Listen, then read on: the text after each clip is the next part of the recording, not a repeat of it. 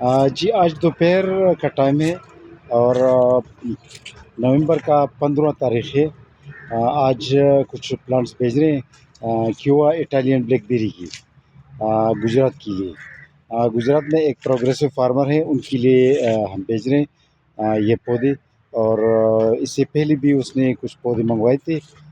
وہ کمرشل باغ کا اس کا منصوبہ ہے، تو اسی کے لیے اب ان کے لیے یہ تقریباً 5 کنسائنمنٹ بھیج رہے ہیں۔ تو اس حوالے سے پھر آپ کو یہ بتانا تھا، یہ ہم نے ریسنٹ چونکہ ٹرانسفر کیے تو اس کی ابھی بھی کومبلے کی اس کے پتے ہم نے گرائے تھے، تو ابھی نئے پتے اس کے نکل رہے ہیں۔ اور چونکہ گجرات تو آپ کو پتہ ہے گرم علاقہ ہے، تو ادھر یہ مزید جو ہے نا نکلیں، کیونکہ ادھر اس ٹائم ان کا گروتھ تھوڑا سلو ہے، کیونکہ سردی کا موسم آنے والا ہے تو گروتھ سلو ہوگا، لیکن چلے گا، کیونکہ گرم علاقوں میں بلیک بیری کے آدھے پتے ہوتے ہیں، تقریباً زیادہ تر نہیں گراتے، آدھے اس پر ہوتے ہیں۔ تو اس میں باقاعدہ اس نے کومپلے شروع کیے ہیں، اور چونکہ ہم نے ریسنٹ ٹرانسفر کی تھی گرو بیگز کو، کھیت سے اکاڑ کے ریسنٹ ٹرانسفر کی تھی، تو اسی وجہ سے پودے تھوڑا سے پتے ابھی نکل رہے ہیں، اور اس نے جو پرانے پتے تھے وہ گرا دیے ہیں۔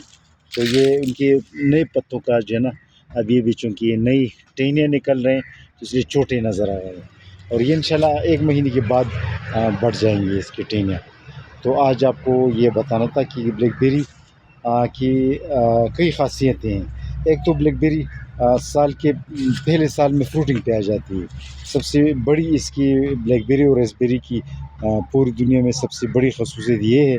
اچھا، اس کی پھر دوسری خصوصیت یہ ہے کہ بلیک بیری کے پتوں کو ایز اے گرین ٹی بھی یوز کیا جا سکتا ہے، ایز اے ساگ بھی یوز کیا جا سکتا ہے، اس کے پتے ایڈیبل ہوتے ہیں۔ تو یہ بھی اس میں ایک بلکہ یہ جو باغ بنانے والا بندہ ہے، تو یہ اس کا یہ بھی پلاننگ ہے کہ اس کے پتوں کو ڈرائی کر کے فروٹ کے علاوہ یہ پتے بھی اس کی یوز کریں گے، اس کو ڈرائی کر کے پریزرو کریں گے، اور پھر اس کے بعد جو ہے نا ایز اے گرین ٹی ان کا ایکسپورٹ کا بھی کچھ ارادہ ہے جی۔